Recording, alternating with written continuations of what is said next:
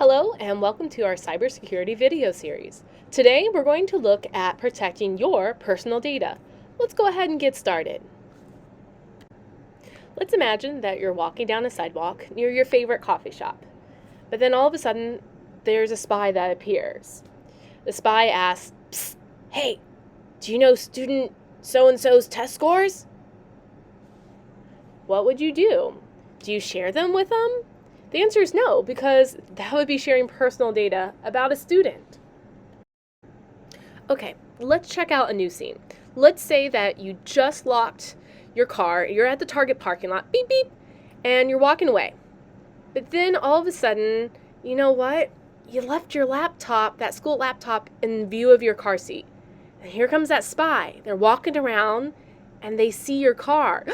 They break in, they get your laptop. Oh no. What just happened here? Did you just share personal data with a stranger? Okay, before we talk about our vignettes, let's define a major term before we begin. PII.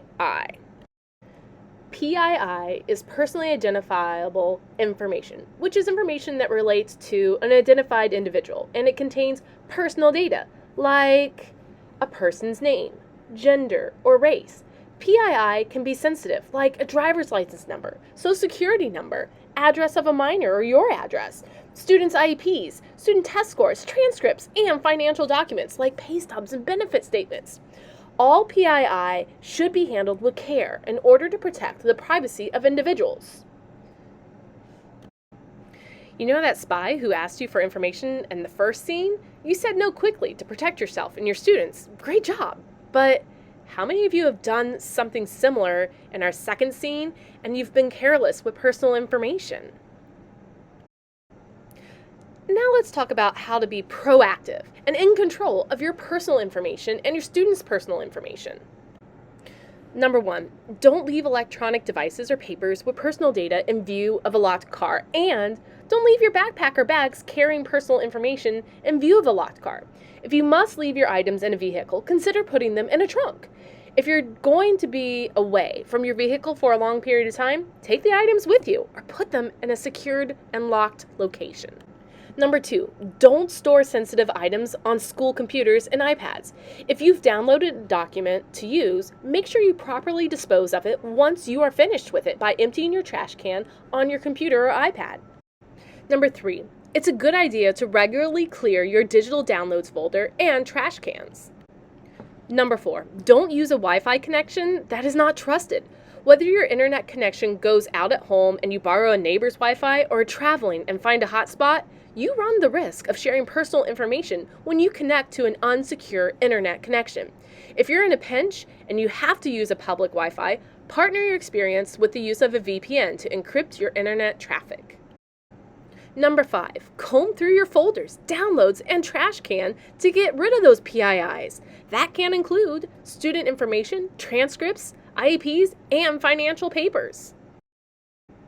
Number 6, don't give your personal information to every app or website you run across.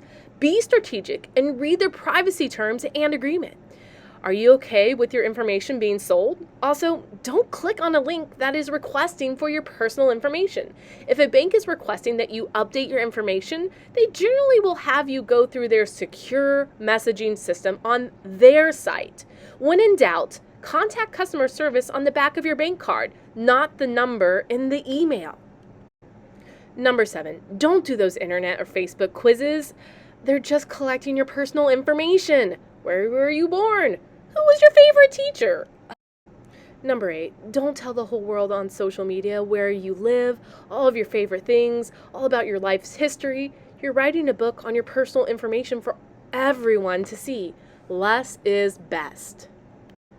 When using the web, make sure the site's URL has an HTTPS at the beginning of their web URL address. The S in the HTTPS stands for secure. Not every website is a secure website to use, so don't use an unsecured site if it's asking for personal information.